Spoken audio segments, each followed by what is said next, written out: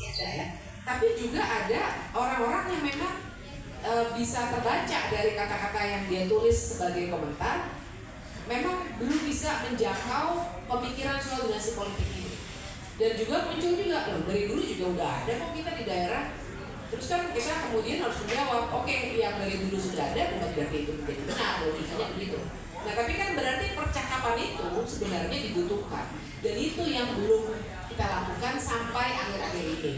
Jadi saya kira banyak sekali refleksi yang kita harus lakukan hari-hari ini, karena kita jadi memikirkan, oh memang barangkali ada kelemahannya di kalangan masyarakat sipil dan orang-orang yang pro demokrasi, bahwa kita kurang untuk berdialog dan membicarakan hal-hal yang sifatnya values gitu.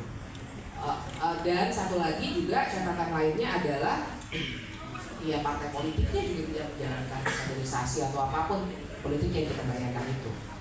Nah itu respon soal approval rating. Kalau soal menteri-menteri mundur, kalau buat saya dan teman-teman sih sebenarnya menteri-menteri memang sebaiknya kalau terlibat dalam kampanye, apalagi menjadi calon, harusnya mundur. Karena nggak bisa kita pisahkan fasilitas itu dalam hukum tata negara. Memang melekat, nggak bisa kita pisahkan Jokowi sebagai presiden, Jokowi sebagai manusia biasa, Airlangga Hartarto sebagai menteri dan dia sebagai manusia biasa. Memang nggak bisa karena dia melekat. Begitu jabatan itu melekat dalam diri seseorang. Makanya kita juga bisa bilang, oh masyarakat sipil yang udah kerja di pemerintahan sebenarnya dia bukan masyarakat sipil. Bukan berarti kita harus musuhan sama mereka, tapi memang ada garis demarkasinya. Jadi memang hal itu sangat sulit untuk dihindarkan. Makanya harusnya dilakukan saja mundur itu harus dilakukan saja. Dan itu ya. Kemudian satu lagi itu kalau presiden gimana nih? Kalau presiden sih ya kita harapannya ada. Makanya poinnya Ijul tadi benar sekali. Ada satu yang kita harapkan, tapi ada satu yang kita perjuangkan. Karena kita nggak bisa menggantungkan harapan pada sesuatu yang kita tahu kita juga skeptis terhadap situasi itu. Presiden sebagai cuti atau mundur?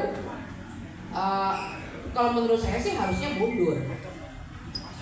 Orang hukum tata negara, makanya dulu Soekarno pernah bilang ya, kalau orang hukum itu jangan diajak revolusi, karena di kepalanya pasti banyak kerangka-kerangka yang mengkerangkeng pemikiran. Akan bilang bahwa masa presiden mundur, nanti negara kita jadi nggak punya presiden dong. Ada sistemnya di kita juga yang bisa menggantikan. Terlepas dari teman-teman setuju atau enggak dengan wakil presiden jadi presiden, tapi situasinya seperti ini.